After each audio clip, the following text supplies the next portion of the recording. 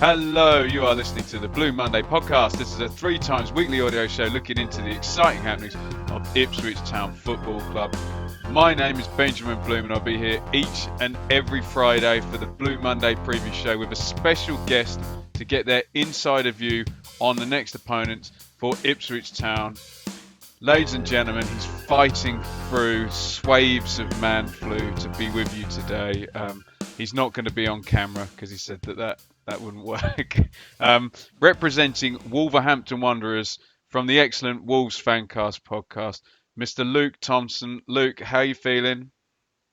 I've felt better, but we're tough customers up here. You are, aren't you? Is this? We don't let a bit of man flu get us down. No, and when you call in sick for work and you're not really sick, and you put on that, you put on that voice. You've actually got that voice without having to put it on. How do you know I'm not putting it on? Oh, but I think, look, after the last show, everyone said you were such a good guy. I just think you wouldn't do that, would you? No, of course I wouldn't. No, of course I wouldn't. Not for you, mate.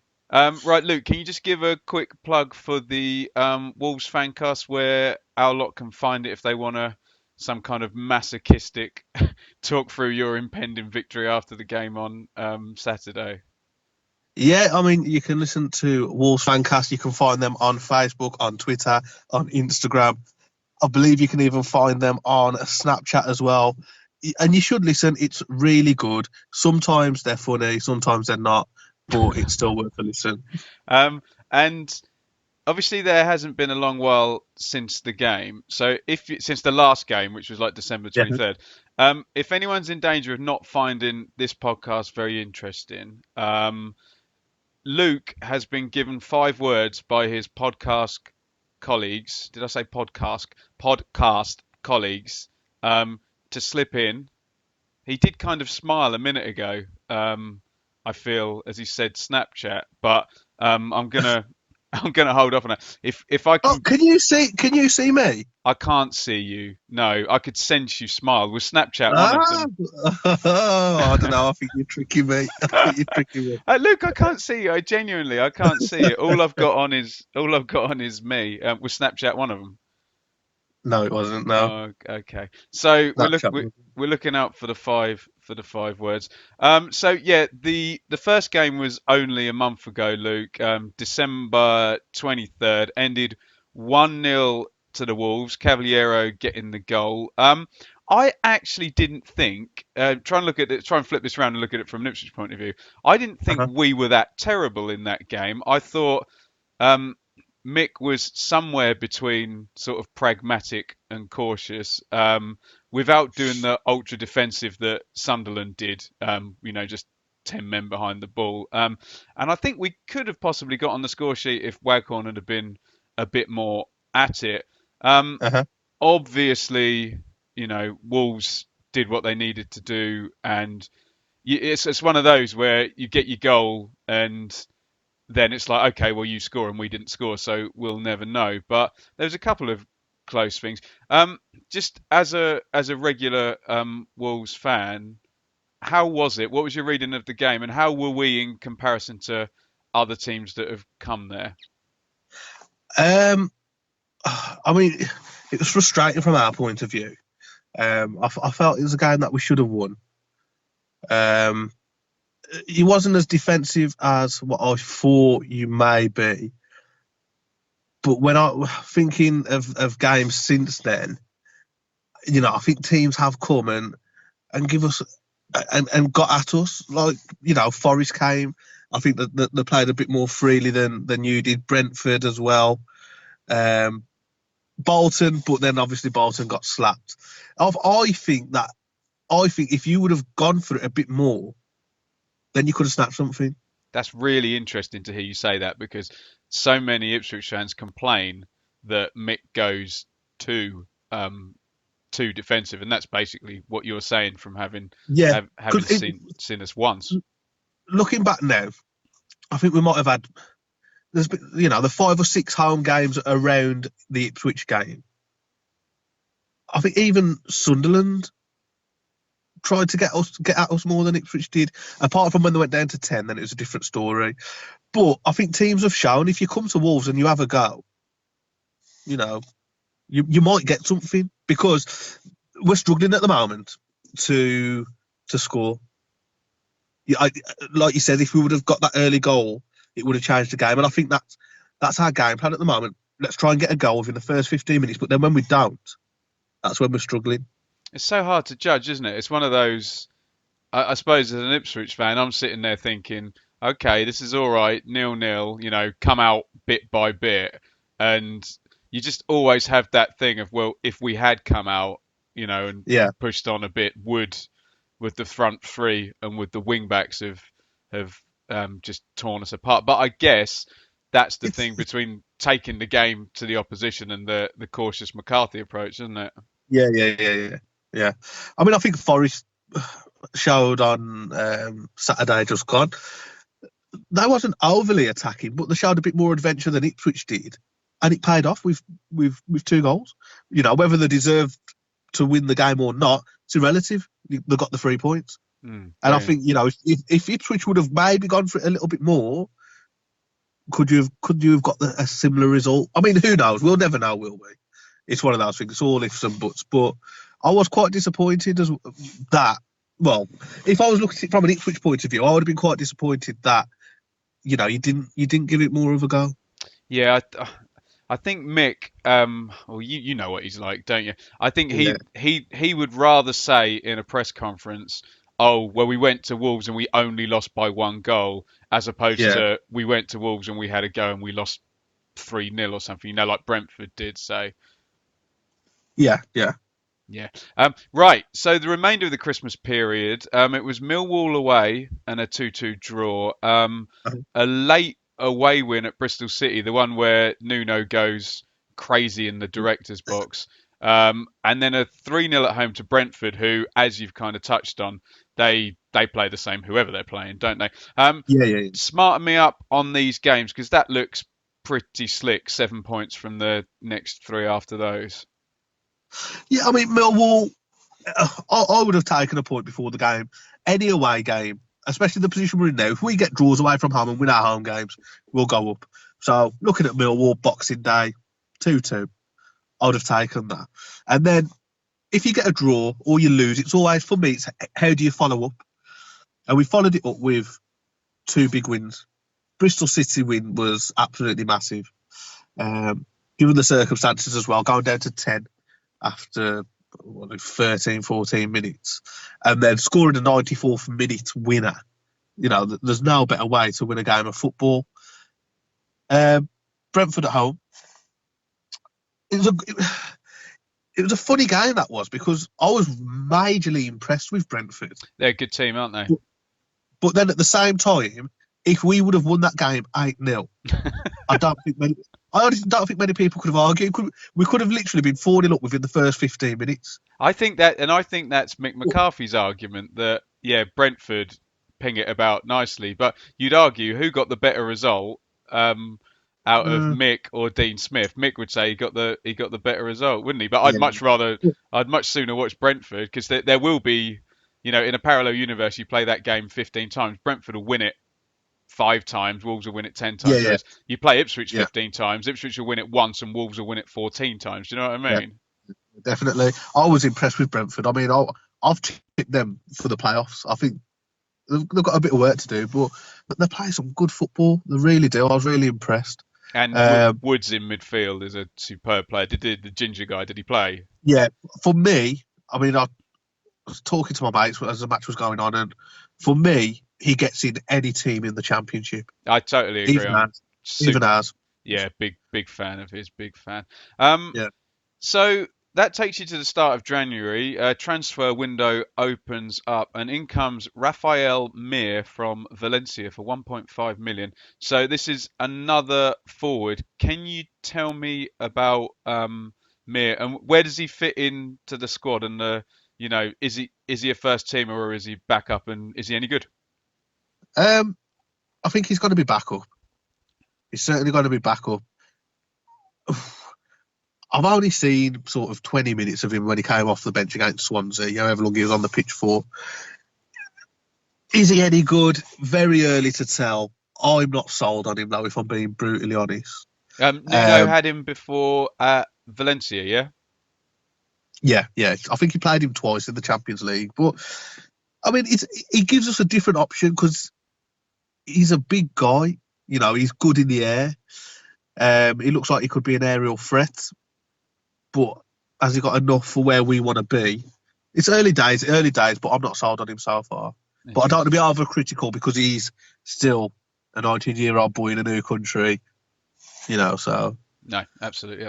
Wolves were also linked with a £34 million bid for Milan forward Andre Silva. Now, given Bournemouth were only fined £7.5 million for smashing FFP when they went up, do you think there's actually a good argument for Wolves to break all the rules this season in the Championship and actually try and do one of these absurd Premier League level signings before they get up? And was this just kind of posturing? Was this just saying to the world, "Oh, look how much money we've got"?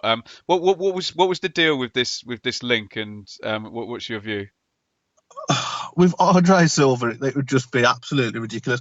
I honestly believe that there's some truth in it, and if we was to ever sign Andre Silva this summer, in this window, with how desperate we need a striker, I think I'd have to go to Nuno's house, pour some champagne all over his body, and lick said champagne out of his navel, because that would just be... Navel has got to be one of the words. Got to. Amazing. Navel's got to be one of the words, Luke. Surely. Yeah, navel's one of the words. Well done. Unbelievable. But yeah, and with the FFP thing, it's kind of worth their while as well. But so you said the need for a striker. I've seen Wolves twice now because I saw him against Sheffield Wednesday, and Bonatini scored all these goals, but he didn't really have a kick in either of those games. Is that the system, and that he actually doesn't get that much of the ball, or is he not necessarily going to be up to it going forward? I mean, I don't think Bonatini's had a kick of the ball for the last 6 games, really. Really? He's really been out of it, but it's not entirely his fault. For me, when I've been looking at Wolves last few games, it's all good having the ball and looking fancy, but when you've got the ball, you've got to hurt teams with it. It's anyone can do. Play it back to your left back, who can play it inside to your centre half, who plays it back to the left back, who plays it to the left midfielder. You've got to hurt teams with it, and that's what we haven't been doing lately. We've been keeping the ball, and whilst it's been looking good, but in that final third, we need to be a bit more intelligent and a bit more ruthless. Well, going forward, I don't think Bonatini, if we get promoted, is he on loan or yeah, he's on loan. But so if we signed him permanently in the Prem, he's got to get you 5 or 6 goals. Yeah, I don't think he's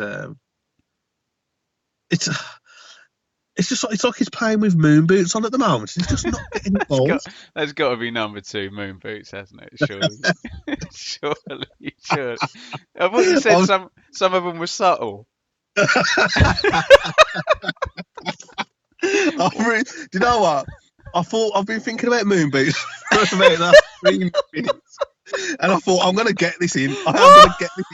I'm going to liken it to somebody shooting being really crap. Oh, it's like he's got moon boots on. Oh my god! I thought that was quite smooth, but Cole Skews, our midfielder, is actually out on Saturday and is currently wearing a moon boot singular. So I can get that. I can get that. Unbelievable scenes. In the FA Cup, it's a 0-0 at Molineux against Premier League Swansea, kind of half and half weakened team. Was this a wasted opportunity to test some of the players against Premier League opposition? What did you think? It was a game that we could have won. Certainly a game that we could have won. Frustrating that we didn't. Again, going down to 10 men in the first half certainly didn't help, because we was clearly on top of that game. Even in the second half as well, we was on top. Swansea came into it a little bit, having the extra man, obviously. But then when the ref evened it up, he did us a massive favour because I don't think it was a red card for them. I think it was a bit soft. But yeah, it's a game that we should have won. It's quite frustrating because for me personally, I love a cup run. Mm. There's not, getting when it's like it's the FA Cup this weekend, and then you win, and it's like, oh, who are we going to get in the draw? Oh, who are we going to, oh, I can't believe the draw's on a Monday. They should bring it back to Sunday. Don't want to wait. But when you're out of the cup, it just means nothing. So, yeah, frustrated that we're not in the cup anymore because I would have liked a cup run. With the team selection, it is what it is. Both teams rested players. Not overly bothered about that, to be fair. But, yeah, frustrating because Swansea aren't great either. No, and some would argue that would be the type of team maybe in the first year up that you're probably going to be battling against in kind of the, well, I mean, they might go straight through to the top half, but that would be the kind of team. Yeah. I guess you've kind of answered my next question already. It was so 0-0 at Barnsley, and then Swansea knock you out, and the weakened team ends up. I mean, we had a situation with. We were 1-0 down at home to Sheffield United with a weakened team, and it got to 10 minutes to the end, and McCarthy just didn't make any substitutions, and it seemed fairly obvious that he was saying, look, I don't want a sub to come on and score and give us an extra. Hey, do you know what I mean? Did Nuno of make a bit of a mess out of it because 2 games, neither won, like you said, a red card, and didn't really get anything out of either game, did you? What, either Swansea game was that? Sorry. Yeah. It's. Do you know what the most frustrating thing is? Everyone was making these comparisons. Oh, yeah, let's see how good Wolves, how could they hack it in the Premier League, and then because we ended up losing to a Premier League team, you see all these like deluded Villa fans and whoever else, and the media. Oh, well, it's obviously Wolves ain't good enough. It's obvious that they're not good enough because we lost to Swansea. That's the most frustrating thing.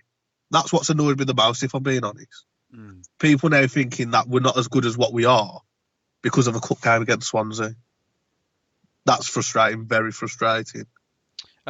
So on the back of that, it finally happens. The first league defeat in 100 years for Wolves, losing 2-0 at home to Forest. What happened? How did they do it? Or was it just a case of the run kind of running out of steam?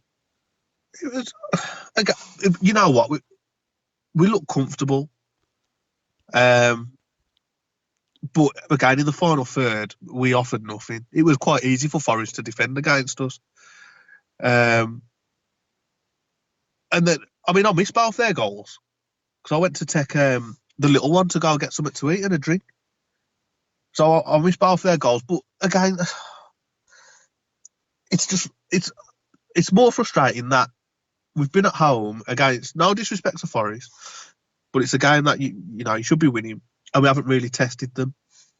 But then on the other hand, these things happen. Even if you get promoted from the Championship, you're going to lose 8, 9, 10, maybe even 11 matches. You can lose 10 and still get a whole ton of points as well. Exactly. And every team that's won the Championship for the last 10 years would have lost at home to a team in mid-table. That's just the way the Championship is.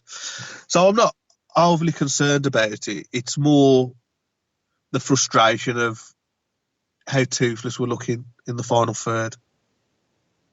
Very interesting. Because it's not like Forest was a one-off. Swansea at home, even though it seems to be a pattern emerging where we're dominating the play, but in the final third, for whatever reason, it's just not working for us. Is that not as well, Luke, teams just being terrified and really defending, with big numbers, really deep as well? I think it might be that teams have sussed us out a little bit now. So whereas I think it might be a bit easier to play against us at the minute than it would have been in, say, October, when teams were still trying to get to terms with this fancy 3-4-3 /5-4-1/3-5-2 formation. But obviously teams have been able to see us for 20-odd games now, how we play. So maybe it's a bit easier for them to play against us. Yeah. Maybe it hasn't always got to be a drastic change. maybe we just need to make a few tweaks to the way that we play to start getting the results that we was getting earlier on in the season. No, that makes total sense. So they've been off to, where have they gone? Spain somewhere this past week? Yeah, Marbella. Oh, it's all right, Living isn't it? up in Marbella on the sandpit beach in Marbella. I saw on your guys' Twitter there was some footage of them, John Ruddy going for his warm-ups particularly vigorously. What are we expecting team-wise on Saturday? I assume he's going to stick with the 3-4-3 and the wing-backs and the two wide guys up front all Well, I mean, season. my main concern is that we even have a team turn up on Saturday because I think they're still actually in Marbella. Wow. I don't think they've set off yet. I think they're still there. So someone should go to the airport and cover the runway and whatever, and Ipswich get awarded a 3-0 win, yeah? Yeah, pretty much. But I think from our point of view, I think we're going to line up exactly the way we lined up at home against you. Yeah. So no Costa, no Mir, the kind of standard Wolves team that everyone expects, really, yeah. Yeah. And there's no injury things. Not that I can think of. No, that's quite. No, I don't think we've. I think we're doing quite well on the injury front. I think, to be fair, and I think as well, when you do well, you need that slice of luck with injuries and suspensions. I think that helps, if you want to sort of get out of this division. But no, I don't think we've got any injury concerns. The only change that may be from the match against you at the Molineux is Costa may start ahead of Caballero because he started the last two, I think, or two or three. But he's a bit of a scapegoat amongst the fans at the moment. Costa is because he's not scored 1,000 goals and 75 million step overs. He's a hell of a player, though, isn't he? When I saw Sheffield Wednesday versus Wolves, when he came on and got the Wednesday guy sent off and killed the game, and the previous season he was easily your best player, wasn't he? But I think he was injured for a while, wasn't he? Yeah, he was injured, and he's come back, and he's don't get me wrong, he's not been as good as he's been last season. But some of our fans, you'd think that he was absolute garbage. Honest to God, it's ridiculous. It's embarrassing the way our fans go sometimes. As soon as you become a scapegoat at Wolves, bang, that's it. Every time you touch the ball, if you don't do something amazing, you get what we like to call the Molineux moan, where if it's a loose pass and all you hear is off like 30,000 people. So yeah, he's become a bit of a scapegoat. Whereas for me, I think Jota needs a rest, and I've said this for about 6 weeks. I think you said that on the last time we spoke to you. Yeah. But honestly, if Jota could have a terrible game, nothing would be said. Costa could have an average game, but Luke, and he'd be slated. Luke, sorry to cut you off. You're playing against the Mick McCarthy Ipswich team, and Jota's got a bit about him. He smashed Kenlock for the goal, didn't he? And he likes to tackle, and he's a fierce guy. I guess you against Ipswich, who are the only possible chance of winning is to make it rough and tumble and play you on our terms. I don't see Costa going ahead of Jota, do you? Oh no, I mean Costa would be ahead of Caballero. Oh, so I beg your pardon. Sorry. Yeah. No, but I was just sort of talking in terms of Wolves players. Like Jota can do no wrong, whereas Costa can do no right. You become a scapegoat at Wolves, and it's so hard to turn it round. I think if Costa could score a hat trick on Saturday, coming off the bench after 87 minutes, and fans would still say, "Yeah, but that one cross he put in was a bit crap, wasn't it?" Wow. That's what we're like. We're idiots. We're actual idiots. Is there any hope whatsoever in the statistic of 4 games without a win? Obviously, that includes 2 against Swansea with weakened teams, and then the 1 against Forest and the draw versus Barnsley. I'm just trying to get any amount of statistic that says Ipswich could do something in this game? Is that just an outlier? You could easily pick up 3 points quite easily. We're not some invincible team. I'd like to think that we would be the more dominant team, but again, I think we need an early goal. I think we need a goal in the first 30 minutes. If we don't, then who's to say that you're not going to snatch it 1-0? That would be the only way from a set play. How do you see it? How do you see it playing out then? Right. I hope to God that they've gone to Marbella and everything's been okay, and they've not been sort of doing a Leicester when they went to Marbella. So I hope they come back a bit refreshed. Got a bit of vitamin D inside them. That's got to be one of the words, hasn't it? Vitamin D. It's not actually. No. Vitamin No. D, moon boots, navel. I bet I've missed a couple, haven't I? But fill me in at the end anyway. Yeah. We've not got the worst record in the world at Portman Road either. There's been draws the past couple of times, wasn't there? I mean, Yeah. the last game was the most forgettable one ever. That was a 0-0 end of last season. I remember a Phobie in a 2-2 the season before, and I can't remember beyond that.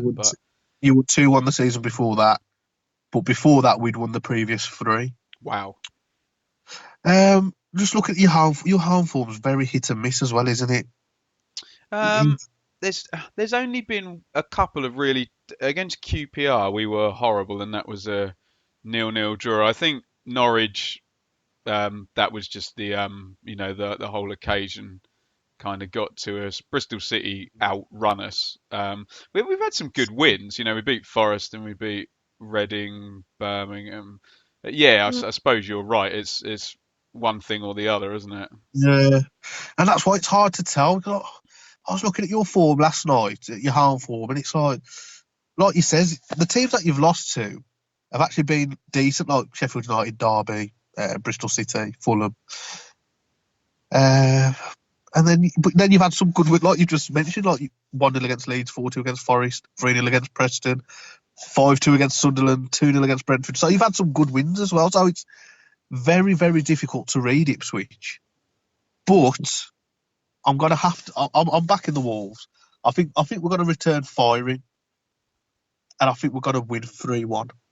3-1. We do a little thing in the newspaper, a few of us in Ipswich, and I don't know, there's about 8 of us in the the fans jury, and no one predicted that Ipswich would win. So I've gone for 0-1 to Wolves, because I think the thing that impressed me in the last game was how sensible they were as a team. Do you know what I mean?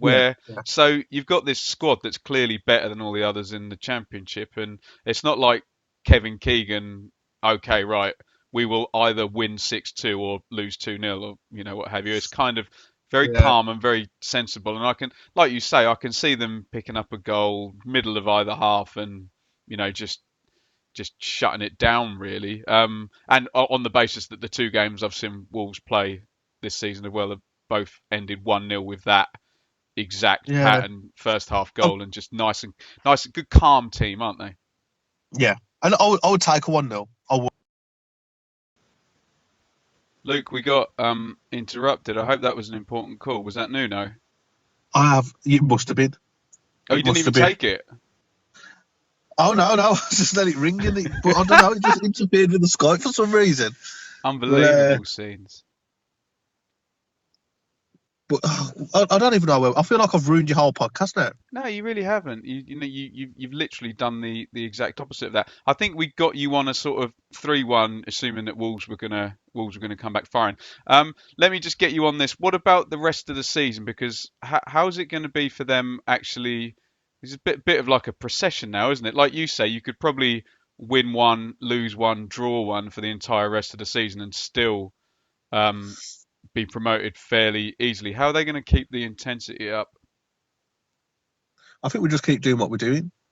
I think we've showed so far that no disrespect to any other team really, but I honestly feel we are a level above anything else in this division. So I think if we just keep calm, keep doing what we're doing, we'll be okay. We'll be okay. I think we've proved over 20 odd games that the way we're playing football and controlling games, that we have got enough about us. Just don't panic. Just don't panic. We'll be fine. I mean, if we could sign a striker, happy days. But even with the squad we've got, we should have enough. And if we was to ever bottle promotion now, then I'll just fold the club personally, because if you can't do it now, you're never going to do it. It's not possible, is it? What's going to happen next season? Assuming, obviously, what you just said isn't going to happen. What do you think is going to happen with the kind of signings, with the players that are on loan at the moment? And is there any ounce of regret that it's only been 1 year of winning? And do you know what I mean? That you didn't get 3 or 4 years of winning and building it up and, watching the team great. No. If we could go win the Premier League next season, and somebody would say, yeah, but you've brought it. What about the journey? Yeah. Do you think anyone would care? No. I wouldn't care. I don't care, as long as we're doing well. Because I believe we're after a player as well called Areola from PSG. The goalkeeper. There's no way. That's one of the words. Isn't that nipple? No, but there's a goalkeeper. He plays for PSG called Alfonso Areola. Very good goalkeeper, actually. And I've heard that we're in for him for £20 million.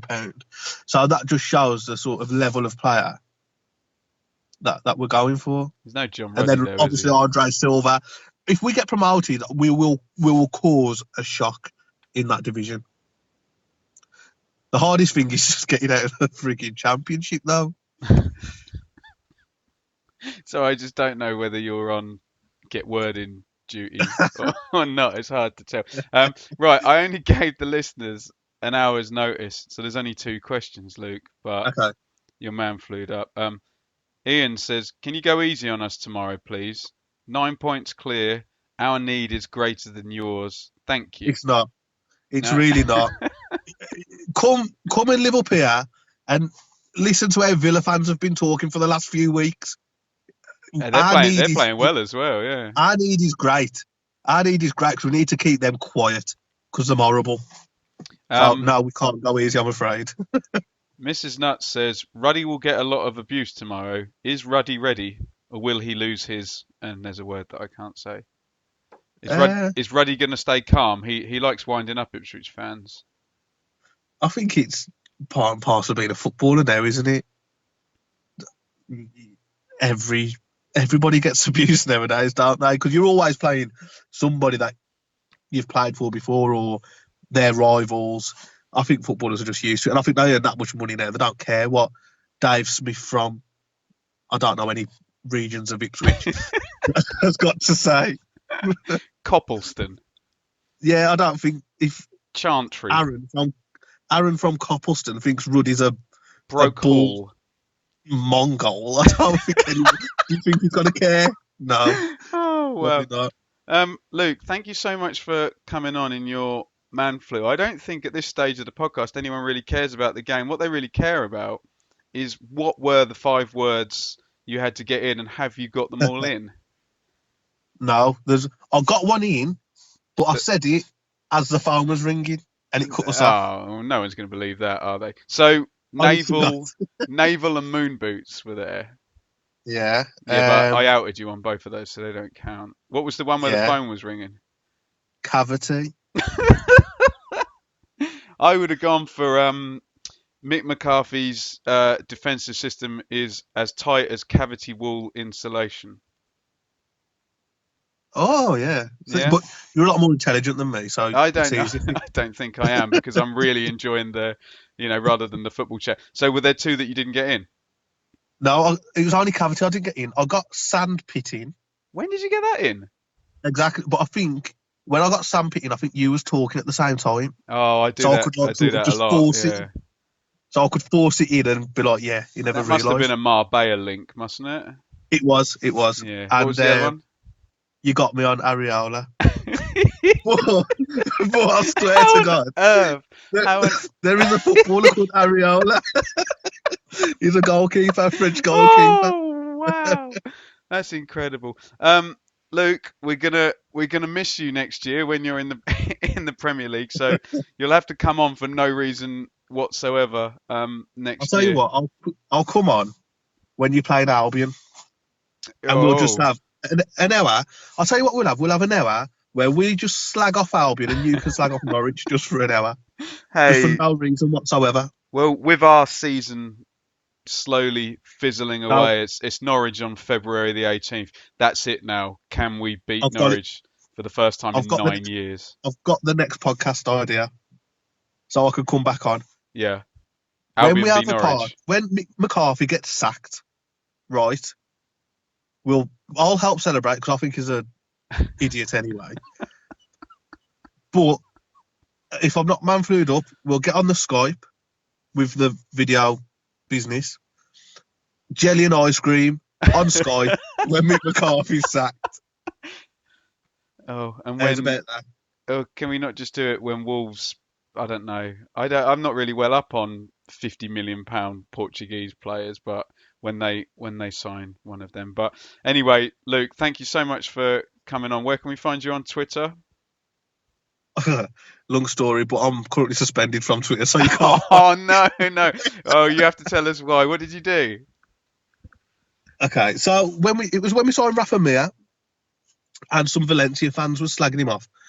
So it's quite embarrassing because I'm actually like a father and like 30 odd years old. But I told a Valencia fan that how his mother sucks the cocks of 1,000 Wolves fans. In Spanish? Yeah, in Spanish. I Oh, Google good work, translated well it and done. everything. And that's what I've been suspended for. So I've been off Twitter for about 2 weeks. My God, I've heard So yeah, people say so much worse than that. exactly. That was my point. That was my argument to Twitter, but they're just not listening. So I'm sort of protesting and putting all my efforts into Instagram at the minute. But you can find me on Instagram on Yam Yam Luke, and it's just football pictures basically. And what about the podcast Twitter? No, it's I think I can help you. It's at WWFC Fancast. Yeah. FD. Yeah, Yeah, there you go. that's the one. Luke, you are by far one of the most entertaining guests we have on. So thank you so much for coming on. Are you coming up for the game on Saturday? Or are you suspended from that as well? No, I'm actually allowed to go to Wolves games, but I just don't fancy. No one wants to come to bloody Ipswich, do they? Oh no, Suffolk, isn't it? Don't fancy. It's too far. Too far. Gonna win the league anyway. Yeah. Yeah, it doesn't matter, does it? Anyway, right, I'm going to get into my moon boots and scratch the itch I have on my navel because I need to phone up about my cavity wall insulation and the sandpit that's corroding in my back garden. I can't remember what the last one was. Oh, I can't. It's Harry. Yeah, I can't even. Yeah, I need to go to the doctors to get them checked out. Luke, it's been an absolute pleasure, and thank you for coming on. Not a problem, Ben. Thank you. Thanks for having me.